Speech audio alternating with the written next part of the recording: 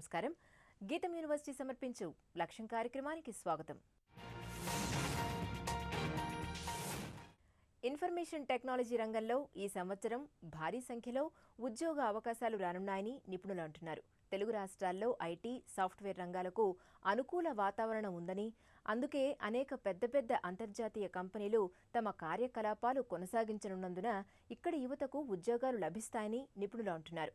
ఒక్క ఐటీ రంగంలోనే సుమారు 2.5 లక్షలు, డిజిటల్ మార్కెటింగ్లో 70,000కు పైగా ఉపాధి అవకాశాలు ఏర్పడతాయని టీమ్ లీజ్ సర్వీస్ సంస్థ వెల్లడించింది. ఈ నేపథ్యంలో అభ్యర్థులు తమ స్కిల్స్ను పెంపొందించుకుని ఇండస్ట్రీకి కావలసిన విధంగా తయారైతే తాము కోరుకున్న రంగంలో స్థిరపడవచ్చు. ఈ విషయంలో నిపుణులు ఏమంటున్నారో ఇప్పుడు తెలుసుకుందాం.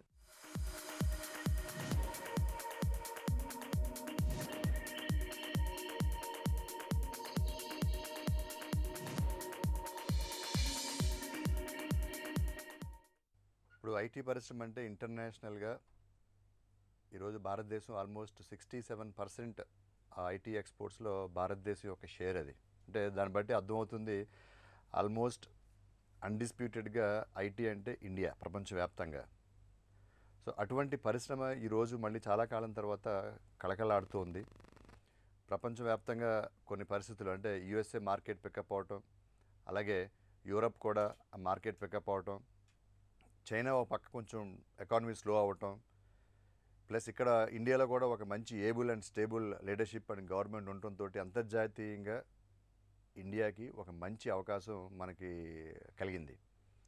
సో మనం ఇంటర్నేషనల్గా చూసుకున్నట్టయితే ఈరోజు ఇండియా ఫస్ట్ టైం చాలా కాలం తర్వాత ఒక ఫర్మ్ లీడర్షిప్, ఇండియాని బయట దేశానికి రిప్రజెంట్ చేయటం, మన ఇండియన్ బ్రాండింగ్ బయటికి తీసుకెళ్ళటం, ప్రపంచ దేశాల్లో ఒక మంచి కాన్ఫిడెన్స్, ఓకే ఇప్పుడు ఇండియా స్టేబుల్గా ఉంది, this the right time to invest అనే ఒక గొప్ప అవకాశాన్ని ఈరోజు మనం భారతదేశం బయటికి తీసుకెళ్ళగలిగింది. అదే కాకుండా ఈ డిజిటల్ ఇండియా అంటాం, లేకపోతే make in India, then stand up India, ఇలా రకరకాల ప్రోగ్రామ్స్ తోటి ప్రపంచంలోనే కాదు భారతదేశంలో కూడా మీరు ఇన్వెస్ట్ చేస్తే మంచి అవకాశాలు ఉన్నాయనేది ప్రపంచానికి చాటి చెప్పడం జరిగింది. దాంతో అంతర్జాతీయ సంస్థలన్నీ ఇప్పటి వరకు ఉన్న సంస్థలు ఎక్స్పాండ్ అవ్వటం, కొత్త సంస్థలు రావటం, అలాగే ఇన్వెస్టర్స్ కూడా చాలా పాజిటివ్గా భారతదేశంలో ఇన్వెస్ట్ చేయటం, దాని మూలంగా ఈ ఐటీ పరిశ్రమ చాలా అద్భుతంగా నెక్స్ట్ 10 yearsలో గ్రోత్ చూడబోతున్నాం మనం. ఇటువంటి గ్రోత్ని ఈరోజు ఉన్న యువత తమకి అనుకూలంగా మలుచుకుని దీంట్లో ఎలా ప్రిపేర్ అయితే మనం దీంట్లోకి వెళ్తాము అనే ఒక ప్లానింగ్ తోటి వెళితే ప్రతి యువతకి ఈరోజు ఉద్యోగం వచ్చే అవకాశం ఉంది. అంటే ఫర్ ఎగ్జాంపుల్ ఈరోజు డిజిటల్ ఇండియా, లేకపోతే ఇంటర్నెట్ ఆఫ్ థింగ్స్ అని, లేకపోతే వేరియస్ స్కీమ్స్ గవర్నమెంట్ పెట్టడంతో విపరీతమైన డిమాండ్ క్రియేట్ కాబోతుంది. అంటే ఒక ఐటీ ఇండస్ట్రీ కాదు, ఐటీ ఇండస్ట్రీకి సపోర్ట్ ఇండస్ట్రీ కూడా, అంటే రీటైల్ అవ్వచ్చు, టెలికమ్యూనికేషన్స్ కావచ్చు, లేకపోతే ఇన్ఫ్రాస్ట్రక్చర్ అవ్వచ్చు, బ్యాంకింగ్ అవ్వచ్చు, ఇవన్నీ కూడా విపరీతంగా గ్రో అవబోతున్నాయి. సో మంచి అవకాశాలు మనకు కలగబోతున్నాయి. హైదరాబాద్ తీసుకుంటే ఒకప్పుడు హైదరాబాద్ మిగతా అన్ని సిటీస్లో లాస్ట్ ఐటీ స్టార్ట్ అయింది హైదరాబాద్లోనే. అయినా కూడా కేవలం 10 ఏళ్లలో బెంగళూరుకి నువ్వా నేనా అంటూ పోటీ ఇచ్చే స్థాయికి మనం ఎదిగాం. అయితే మధ్యలో కొన్ని కారణాల మూలంగా మనం కొంచెం స్లో అయినా మన లాసు పక్క వాళ్ళు గెయిన్ అవటం, వాళ్ళు కూడా ఫాస్ట్గా పెరగటం, కొంచెం గ్యాప్ కూడా రావటం కొంత నెగిటివ్ పాయింట్ అయినా మళ్ళీ ఇప్పుడు హైదరాబాద్కి మంచి బ్రాండింగ్, ఇక్కడ మంచి ఎన్వైరన్మెంట్. ఈరోజు చెన్నైలో జరిగిన ఫ్లడ్స్ అవ్వచ్చు, లేకపోతే బెంగళూరులో ఇన్ఫ్రాస్ట్రక్చరల్ ఇష్యూస్ అవ్వచ్చు, ఎన్ని కారణాల మూలంగా కంపెనీలు ఈరోజు హైదరాబాద్ వంక చూస్తున్నాయి. Hyderabad is a tremendous city. ఇక్కడ ఒక moderate temperature through out the year, ఒక మోడరేట్గా టెంపరేచర్ ఉండటం, ఇక్కడ అబండెంట్ స్కిల్, అంటే ఇంజనీరింగ్ కాలేజ్లో అవుట్పుట్ ఎక్కువ ఉండడం మూలంగా ఇంజనీరింగ్ స్కిల్ అవైలబిలిటీ ఉండడం, అలాగే కాస్ట్ ఆఫ్ లివింగ్ తక్కువ ఉండడం, అండ్ ఇంకా వేరియస్ రీజన్స్ మూలంగా మంచి ఇన్ఫ్రాస్ట్రక్చర్, మనకేమి ట్రాఫిక్ జామ్స్ ఇటువంటి లేకుండా డీసెంట్గా ఉండడం మూలంగా కంపెనీస్కి Hyderabad has become a favourite destination. So దీన్ని బట్టి మనకు అర్థమయ్యేది ఏంటి అంటే హైదరాబాద్లో నెక్స్ట్ కమింగ్ ఇయర్స్లో విపరీతమైన జాబ్ అవకాశాలు పెరిగే అవకాశం ఉంది. ఎందుకంటే చాలా కంపెనీస్ ఇక్కడ రాబోతున్నాయి. సో ఇంత అవకాశం మన కళ్ళ ముందు ఉన్నప్పుడు దాన్ని మనం ఎలాగా మనకు అనుకూలంగా మలుచుకోవాలనే విషయం మాత్రం పిల్లలు తెలుసుకోవాల్సిన అవసరం చాలా ఉంది. ఈరోజు చాలామంది నేను కలుస్తూనే ఉంటాను. మాకు జాబ్ కావాలి, లేకపోతే జాబ్స్ రావట్లేదు, కొన్ని వాళ్ళకి ఏదన్నా చేద్దామంటే ఎంప్లాయబిలిటీ స్కిల్ అనేది ఒక పెద్ద ప్రాబ్లంగా తయారైంది. ఈరోజు ఉద్యోగ అవకాశాలు నిండుగా మెండుగా ఉన్నాయని మాత్రం మాట వాస్తవం. కానీ ఆ ఉద్యోగం తీసుకుంటానికి మనం సరిపడా ఎంప్లాయబిలిటీ స్కిల్స్ ఉన్నాయా లేవా అనేది ఒక పెద్ద క్వశ్చన్.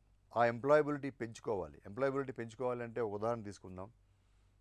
మన ఇంజనీరింగ్ చదువుతున్నప్పుడు ఇంజనీరింగ్ అయిన తర్వాత మనం జాబ్లోకి వెళ్ళాలి అంటే ఎటువంటి జాబ్లోకి వెళ్ళాలి, ఎటువంటి కంపెనీకి మనం పనిచేయాలి అనేది అవగాహన ఆల్మోస్ట్ చాలా తక్కువ ఉంటుంది. ఒక 5-10% వరకు వాళ్ళకి అవగాహన ఉంది తప్ప మిగతా వాళ్ళకి ఇంజనీరింగ్ చేసామా, ఇంజనీరింగ్ అవగానే ఏదో సిటీకి వెళ్ళి ట్రైనింగ్ తీసుకుందాం, ఏదో ఒక 10 ఇంటర్వ్యూస్ అయితే ఏదో ఒక జాబ్ రాకపోతుందా అనే ఒక మిస్కాన్సెప్షన్లోనే వాళ్ళు ట్రావెల్ చేస్తున్నారు. అది కరెక్ట్ కాదన్న ఉద్దేశం.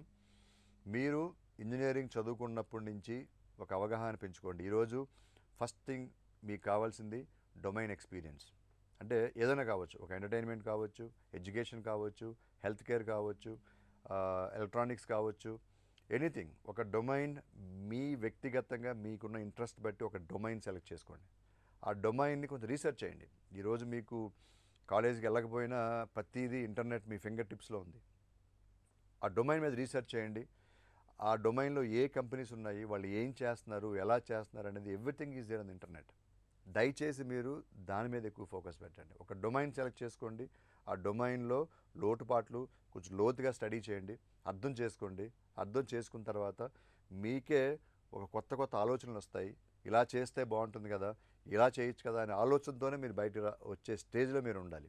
సో ఒకసారి మీరు ఇంజనీరింగ్ అయి బయటకు వచ్చిన తర్వాత ఈరోజు ఉన్న ఓపెన్ జాబ్ మార్కెట్లో ప్రతి ఒక్కళ్ళు ఇంటర్వ్యూస్ పిలుస్తున్నారు. ఆ ఇంటర్వ్యూకి వెళ్ళినప్పుడు మీకు కావాల్సిన డొమైన్ కంపెనీ సెలెక్ట్ చేసుకోండి. ఆ కంపెనీకి వెళ్ళండి. ఆ కంపెనీలో ఆ డొమైన్ గురించి మీరు ఏం చేయగలరో చెప్పగలిగితే 100% మీకు జాబ్ వచ్చే అవకాశం ఉంది. ఇదే కాకుండా నేను చాలాసార్లు చూస్తూ ఉంటాను, ఒక రెజ్యూమే తయారు చేయడం కూడా ఒక ఛాలెంజ్గా తయారైంది. ఎంతమంది స్టూడెంట్స్ మీరుగా మీ రెజ్యూమ్ తయారు చేసుకుంటారు?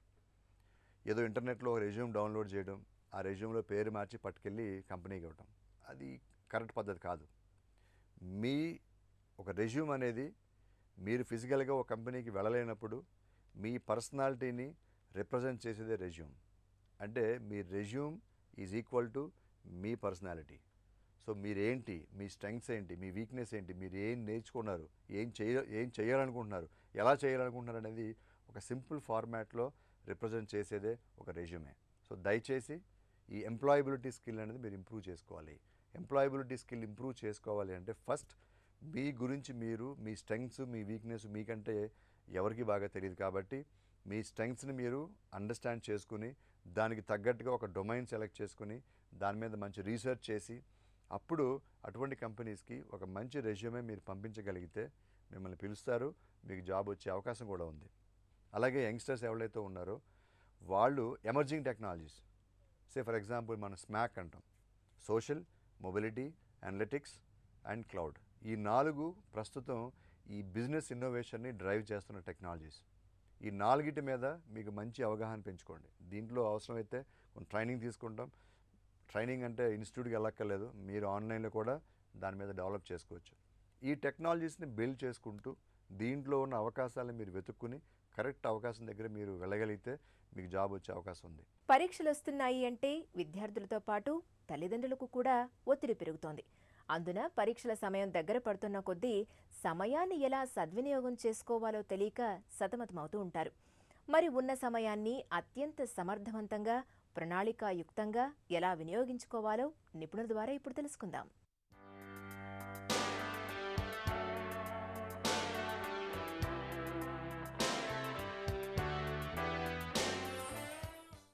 నేను మెమరీ అండ్ స్టడీ టెక్నిక్స్ మీద వర్క్షాప్స్ కండక్ట్ చేసినప్పుడు చాలామంది పేరెంట్స్ చెప్పే ఒకటి ప్రాబ్లం, మా అబ్బాయికి చదివింది గుర్తుండడం లేదు, మెమరీ తక్కువ అని అంటారు.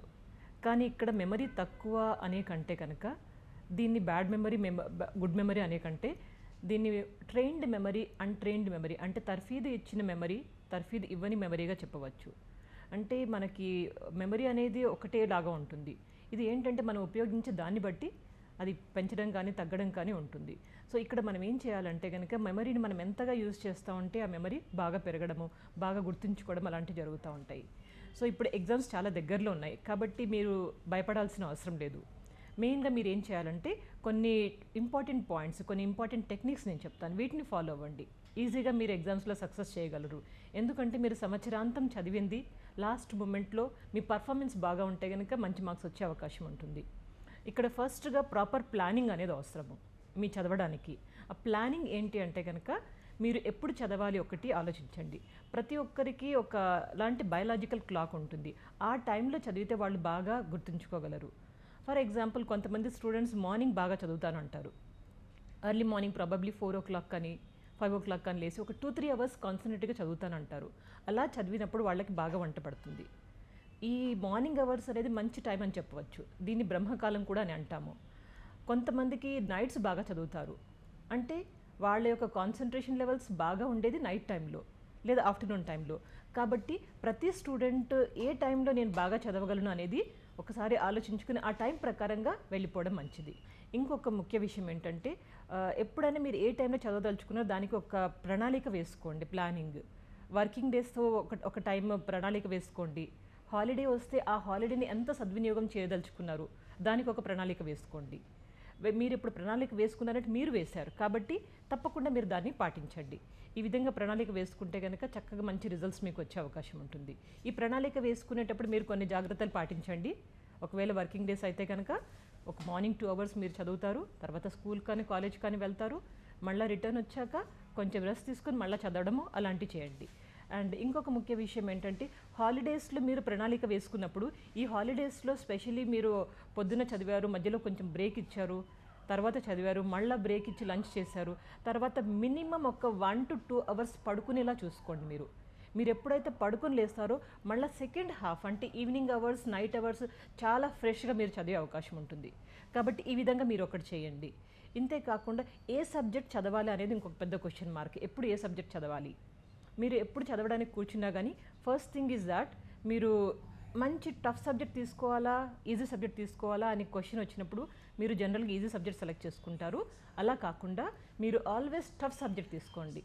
ఎందుకంటే మీరు ఫ్రెష్గా కూర్చున్నారు కాబట్టి ఆ టఫ్ సబ్జెక్ట్తో మొదలుపెట్టి కొంచెం రిలాక్స్ అవ్వనీకి ఈజీ సబ్జెక్ట్ తర్వాత చేంజ్ చేయండి. రిలాక్స్ అయ్యారు కాబట్టి మళ్ళీ టఫ్ సబ్జెక్ట్ తీసుకోండి. దీన్నే మనం శాండ్విచ్ టెక్నిక్ అంటాము. సో ఈ విధంగా మీరు సమయపాలనని చక్కగా ప్లాన్ చేసుకుంటే కనుక మీరు చదివింది ఈజీగా మీకు వంట పట్టే అవకాశం ఉంటుంది.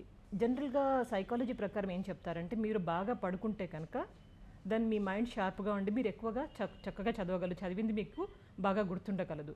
ఎన్ని గంటలు చదువుకోవాలి అనేది మీరు ఎంతకాలం చదివినా కానీ రెస్ట్ మాత్రం మైండ్కి 7 to 8 hours నైట్లో ఇవ్వాల్సి ఉంటుంది. ఒకవేళ ఇందాక చెప్పినట్టుగా హాలిడే వస్తే కనుక ఒక 2 hours పడుకోవచ్చు మీరు మధ్యాహ్నం పూట. మీకు నైట్ టైంలో మాత్రం 7 to 8 hours. స్పెషలీ ఎగ్జామ్స్ టైంలో నైట్ అవుట్ చేయడం కానివ్వండి, లేదా ఒక 2-3 hours పడుకొని మిగిలిన టైం అంతా చదవడము ఇలా చేస్తే కనుక మీకు చాలా హాని కానీ మీకు మంచి జరిగే అవకాశం లేదు. అండ్ ఆల్వేస్ మీతో మీరే కాంపిటీషన్ పెట్టుకోండి. పక్క వాళ్ళని చూసి కాంపిటీషన్ కాకుండా కంపీట్ విత్ యువర్ సెల్ఫ్. ఒక చిన్న ఎగ్జాంపుల్ చెప్తాను మీకు. అథ్లెటిక్స్ ప్లేయర్ బుబ్కాస్ అని ఉంటాడు. ఆయన 33 times ఆయన రికార్డుని ఆయననే బ్రేక్ చేశాడు. ఆయన వేరే వాళ్ళతో కంపీట్ చేసుకుంటే ఇలా చేసేవాడా? కాదు. కాబట్టి మనలో చాలా స్కిల్స్ ఉన్నాయి. మీ మీద మీరు కాన్ఫిడెంట్గా మీ పర్ఫార్మెన్స్, పాస్ట్ పర్ఫార్మెన్స్ ఎలా ఉంది, ఇప్పుడు ఎలా ఉంది, ఇంకా ఎలా ఉండాలి, అలా మీతో మీరు కంపేర్ చేసుకోండి. ఆ ప్రోగ్రెస్ మీకు డెఫినెట్గా మీకు ఆ ప్రోగ్రెస్ కనిపిస్తుంటుంది. సో ఎగ్జామ్స్ అన్ని చక్కగా రాయండి అండ్ మంచిగా మార్క్స్ తెచ్చుకుంటారని ఆశిస్తున్నాను. పరీక్షల వేళ సమయపాలన ఒక ప్రధాన అంశమైతే మానసిక ఒత్తిడి అన్నది మరో పెద్ద సమస్య. సాధారణంగా ఎగ్జామ్ ఫీవర్ పట్టుకుంది అని అంటూ ఉంటారు. ఈ పరీక్షల ఒత్తిడిని అధిగమించడానికి చక్కని విధానాలు ఉన్నాయట. ఒత్తిడికి గురైన వారిలో తాత్కాలిక మతిమరుపు రావడం, శారీరక అనారోగ్యం కలగడం కూడా చూస్తూ ఉంటాం. చాలామంది విద్యార్థులు మేం బాగానే చదువుతున్నాం కానీ పరీక్షల్లో గుర్తుకు రావటం లేదు అని అంటూ ఉంటారు. ఎందువలన ఇలా జరుగుతోంది? వీటిని అధిగమించి మంచి విజయాన్ని సాధించాలంటే ఎలాంటి మెళకువలు పాటించాలో నిపుణులను అడిగి తెలుసుకుందాం.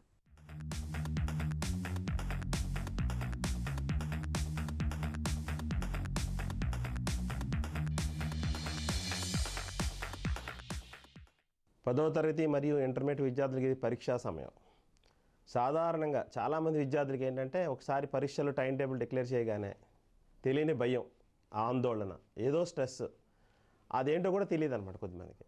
అయితే చాలా ఆశ్చర్యం ఏంటంటే ఇది చదవని వాళ్ళకే కాదు, చదివే విద్యార్థులకు కూడా, బాగా చదివే విద్యార్థులకు కూడా. ఎందుకు అంటే ఈ ఫీలింగ్స్ అన్నీ ఎందుకు వస్తున్నాయి మనిషిలో? సరే, ఇది రావడం వల్ల మనకేం జరుగుతుంది? ఒకసారి ఆందోళన భయం వచ్చిందనుకోండి, సహజంగా మనకుండే కాన్సన్ట్రేషన్ పవర్ తగ్గిపోతుంది. అంటే ఒక దగ్గర కూర్చొని పుస్తకం చదువుదాం అనుకున్నాం అనుకోండి, మన మనసు ఎటే వెళ్ళిపోతుంది అనమాట. అంటే తెలుగు తీస్తే ఇంగ్లీష్ మీదకి, ఇంగ్లీష్ తీస్తే తెలుగు మీదకి, అలా వెళ్ళిపోతుంటుంది. రెండు, ఇంకోటి ఏంటంటే ఈ ఒక్కసారి ఆందోళన స్టార్ట్ అయ్యే కొద్దిమందికి ఏదో కడుపు నొప్పిగా ఉండడం రోజు, లేదా వాంతులు రావడం, లేకపోతే అస్సలు ఆకలి లేకపోవడం, లేదా బాగా ఆకలి వేసేయడం, ఇట్లాంటి వింత పరిణామాలన్నీ జరుగుతుంటాయి. అయితే మనం వీటన్నింటికి అసలు కారణం ఏంటో చూద్దాం. ఎప్పుడైనా సరే ఇట్లాంటి ఒత్తిడి కానీ, ఒక టెన్షన్ కానీ, ఫియర్ కానీ, ఎగ్జామినేషన్ సంబంధించి వచ్చింది కానీ మనం గమనిస్తే చాలా వరకు ఏంటంటే విద్యార్థుల్లో ఒకటి అధిక పోటీతత్వం. అంటే వాళ్ళు ఏంటంటే ఉన్నదానికన్నా ఇంకా ఎక్కువ రావాలి, అది ఒక కారణం అయితే. రెండు, తల్లిదండ్రుల యొక్క ఎక్స్పెక్టేషన్స్. అంటే అంచనాలు ఉంటాయి కదా, నీకు 90 రావాలరా, లేకపోతే 95 రావాలరా, అట్లాంటి అంచనాలు ఉంటాయి. ఇంకొకటి ఏంటంటే మనిషికి ఈ రావడానికి ఇంకొక ముఖ్యమైన ప్రాబ్లం ఇతరులతో పోల్చుకుంటాం. సో ఇట్లాంటి కారణాల వల్ల మనకు తెలియని ఒత్తిడి ఇది స్టార్ట్ అవుతుందన్నమాట. అయితే మనం ఒకవేళ ఈ పరీక్షల్లో ఈ ఒత్తిడిని మనం అధిగమించాలని మనకు పూర్తిగా మనం అనుకుంటే చాలా సులువుగా చేయొచ్చు అనమాట. అంటే ఒత్తిడి, ఇప్పుడు నేను కారణాలు చెప్పాను. సో మనం గమనిస్తే వీటన్నిటిలోనూ కూడా ఇంకా ముఖ్యమైన కారణం ఒకటి ఏంటంటే సరైన ప్రణాళిక లేకపోవడం. ముఖ్యంగా ఈ ఎగ్జామ్స్ అనేది ఒక్కసారి డిక్లేర్ అయ్యాక, డేట్స్ డిక్లేర్ అయ్యాక రివిజన్కి మంచి ప్లాన్ తయారు చేసుకోవాలి ఫస్ట్. అంటే మంచి ప్లాన్ అంటే ఏంటి? మంచి ప్లాన్ అంటే ఏం లేదు, కొన్ని సబ్జెక్టులు ఆల్రెడీ మనకు బాగా వచ్చేసి ఉంటాయి, లేకపోతే ఒక సబ్జెక్ట్లో ఒక 20 చాప్టర్స్ ఉన్నాయనుకోండి, ఒక 18-15 చాప్టర్లు బాగా వచ్చేసి అనుకోండి. సో మిగతా 5 చాప్టర్లకి ఎక్కువ రివిజన్ టైం పెట్టాల్సి వస్తుంది. అలాగే ప్రతి విద్యార్థికి కొన్ని సబ్జెక్టులు కష్టంగాను, కొన్ని చాలా సులువుగాను వస్తుంటాయి అన్నమాట. ఏదైతే కొంచెం టైం పడుతుంది అని అనిపించిందో అన్ని సబ్జెక్టులకి సమానంగా టైంని డివైడ్ చేయకుండా కష్టమైన సబ్జెక్ట్కి కొంచెం ఎక్కువ టైం అలాట్ చేసుకోవాలి. ప్రణాళిక అంటే అదనమాట రివిజన్. స్టడీ ప్లాన్ వేసుకునేటప్పుడు ఇందులో ఏంటంటే కొన్ని చదువుకునే ఉంటాయి, కొన్ని రాసుకునే ఉంటాయి. సో రాసుకునే అంటే లాంగ్వేజ్ లాంటి రాసుకుని ఉన్నాయనుకోండి, అలాట్ చేయండి టైము. మీ రీడింగ్ స్పీడ్ పెరుగుతుందో లేదో చూడండి. అంటే ఒక ఐటెం రాశారు, 5 నిమిషాలు పట్టింది, రెండోసారి చూడండి 4 నిమిషాలకు వస్తుంది, ఇంకోసారి చూడండి 3 నిమిషాలకు వస్తుంది. మీరు ఎలాగో చదివేసాం కదా, రాయడం ఏముంది, చిన్నప్పటి నుంచి నాకు రాయడం వచ్చు కదా అనుకుంటే అక్కడికి వెళ్ళాక ఇబ్బందులు వస్తాయి ఉంటాయి అన్నమాట. సరే, తర్వాత వీటన్నింటితో పాటుగా విద్యార్థులు గమనించాల్సిన ఇంకొక ముఖ్యమైన విషయం ఏంటంటే మీరు తీసుకునే ఆహారం పట్ల చాలా జాగ్రత్తగా ఉండాలి.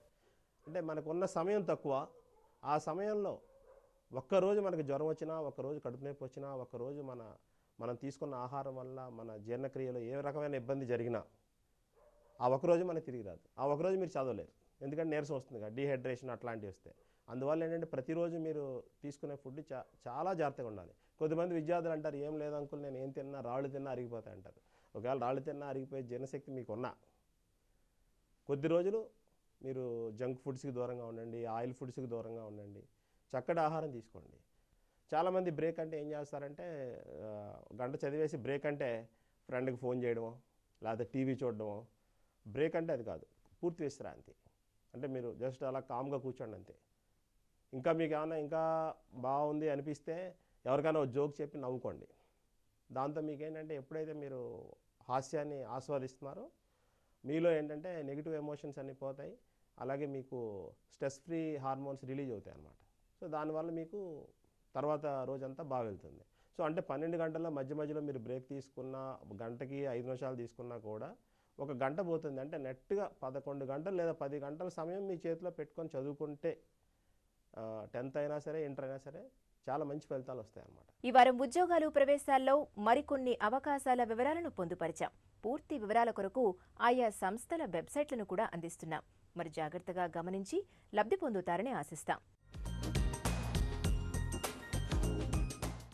National thermal power corporation HR, finance విభాగాల్లో ఎగ్జిక్యూటివ్ ట్రైనీ పోస్టులు 96. అర్హత సంబంధిత పీజీ. ఎంపిక రాత పరీక్ష ఆధారంగా. చివరి తేదీ ఫిబ్రవరి 29. Power grid corporation of India పలు విభాగాల్లో డిప్లొమా ట్రైనీలు 29. అర్హత సంబంధిత ఇంజనీరింగ్ డిప్లొమా. చివరి తేదీ ఫిబ్రవరి 22. AP EAMCET 2016 engineering, agricultural and medical common entrance test ప్రకటన విడుదల. అర్హత ఇంటర్, ఎంపీసీ, బైపీసీ. చివరి తేదీ మార్చి 21. Indian statistical institute UG, PG, diploma కోర్సుల్లో ప్రవేశాలు. అర్హత ఇంటర్. అర్హత పరీక్ష. చివరి తేదీ మార్చి 11. ఏపీ ఐసెట్ 2016 ఎంబీఏ, ఎంసీఏ కోర్సుల్లో ప్రవేశ పరీక్ష. ICET notification. అర్హత డిగ్రీ. చివరి తేదీ మార్చి 5. ఈ వారం గీతం యూనివర్సిటీ సమర్పించు లక్ష్యం కార్యక్రమం మీకెంతగానో ఉపకరిస్తుందని ఆశిస్తాం. మీ అభిప్రాయాలు, సూచనలు మా ఇమెయిల్ ఐడికి పంపించండి. మా ఇమెయిల్ ఐడి laksham@etv.co.in. వచ్చే వారం మరికొన్ని అంశాలతో మళ్లీ మీ ముందుకొస్తుంది మీ గీతం యూనివర్సిటీ సమర్పించు లక్ష్యం. అంతవరకు సెలవు. నమస్కారం.